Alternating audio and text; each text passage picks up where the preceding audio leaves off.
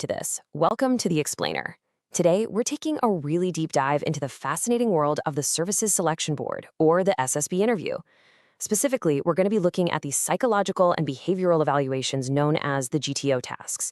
Now, if you've ever found yourself wondering exactly how the military identifies its future leaders, or, how they manage to strip away the facade to see who someone really is under intense pressure, you are absolutely in the right place.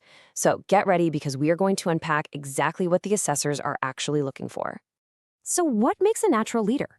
Before we get into all the heavy details, I want you to just take a second and challenge your preconceived notions about leadership.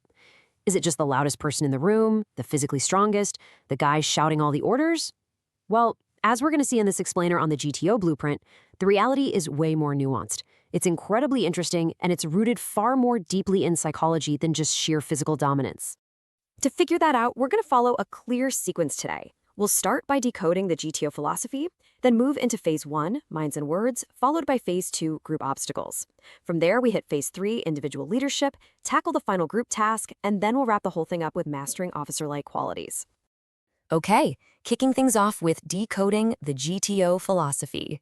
Look, before we analyze the actual tasks on the ground, we absolutely have to understand the mindset of the assessor who designed them in the first place. The Group Testing Officer, or GTO, is there to assess exactly how a candidate behaves and performs inside a group setting. And it's time to bust a major myth right now. The GTO is not looking for absolute perfection. They aren't looking for a flawless superhero physical specimen. Instead, they are aggressively hunting for natural leadership, genuine teamwork, clear communication, responsibility, initiative, and your overall problem-solving ability. Basically, they want to see the real you when you're thrown into a complex, constantly shifting team dynamic. Moving right along to Phase 1, Minds and Words. The assessment actually kicks off long before any physical obstacles or heavy lifting even appear on the horizon. Take the group discussion, or GD, for example. Here, you're discussing a topic with your peers, but there's no assigned leader. The GTO is evaluating your expression, how well you actively listen, which is huge, by the way, and your positive contribution. It is never about just shouting over people, it's about collaborative dialogue. And right after that, you get the group planning exercise, or GPE. You're handed a real, practical problem, and you have to hammer out a common plan together. The GTO is carefully watching your logical thinking, your planning, cooperation, and decision-making. These early tasks are literally just testing how efficiently you process logic and express your ideas before anyone even breaks a sweat. All right, let's step it up. Phase 2, Group Obstacles. So this is where physical elements are finally introduced into the mix. But don't be fooled. The core evaluation remains strictly behavioral. In the Progressive Group Task, or PGT, the group has to cross a series of obstacles together. You're using very specific helping materials, things like planks and ropes, all while following some pretty rigid rules. But here is the massive takeaway. Navigating these physical hurdles is really just a canvas. It's a stage designed for you to demonstrate practical teamwork. The source material emphasizes this over and over again. Teamwork and practical thinking absolutely trump pure physical strength in the PGT, every single time. Following right on the heels of that is the Half Group Task, or HGT. It's essentially the exact same setup, but with a smaller group.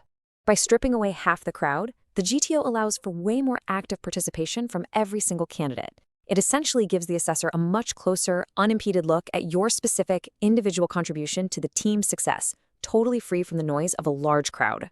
Next up, Phase 3, Individual Leadership. Now, this is a massive turning point. The safety net of the group begins to fade away, and the spotlight turns directly and intensely onto you. Where the group obstacles evaluated teamwork and cooperation, the individual obstacles completely shift the focus. Here, you're attempting a series of physical obstacles within a strict, fixed time limit.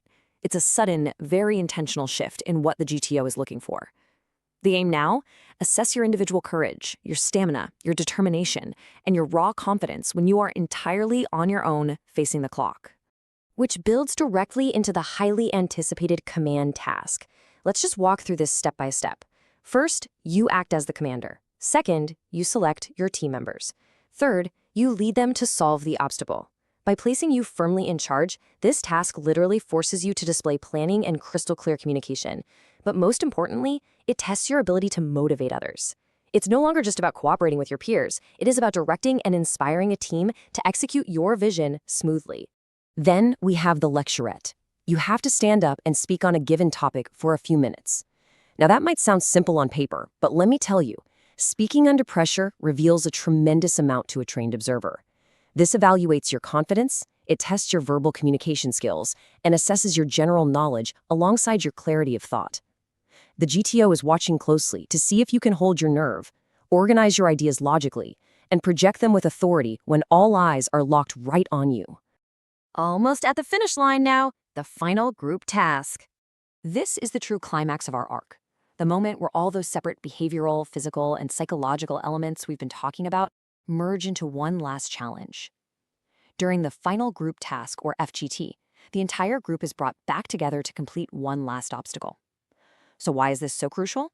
Because it is your absolute final opportunity to prove your unwavering commitment to the collective success of the group. The GTO wants to see if your cooperative spirit and positive attitude endure, even after a long, exhausting series of mental and physical tests.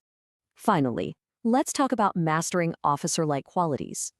Let's pull all of this together and summarize the actionable takeaways, the actual blueprint for success based on everything we've uncovered today. Here is your checklist. To master these tasks, you need to organically embed these behaviors into your everyday mindset. Remain confident. Communicate politely. Constantly, and I mean constantly, support your teammates. Listen carefully. Think practically. And critically, this is a big one, avoid dominating the group. Displaying these winning behaviors consistently is exactly how you reveal those crucial qualities the assessors are searching for. Because look, at the end of the day, that is the ultimate goal, identifying candidates with officer-like qualities, or OLQs, to become officers in the Indian Armed Forces. Staying natural, positive, responsible, and cooperative is the true path to earning a commission. It's not just a performance you put on for a few days, right? It is a standard of character you must genuinely rise to. And I think this quote perfectly captures the heart of the matter. Leadership means helping the group succeed, not trying to control everyone. That is a massive mic drop moment right there. It perfectly summarizes the GTO's entire philosophy from start to finish. True leadership in this context isn't about dominance. It's not about ego or volume. It is entirely about collective elevation and enabling those around you to thrive. Jai Hind, as we wrap up this explainer today, I want to leave you with one final provocative question to chew on. If you were dropped into a group of complete strangers right now, facing an impossible obstacle, would your instinct be to act like the boss, or would you be the catalyst that actually helps them win? Understanding the difference between those two things is your real blueprint for success. Take these insights, stay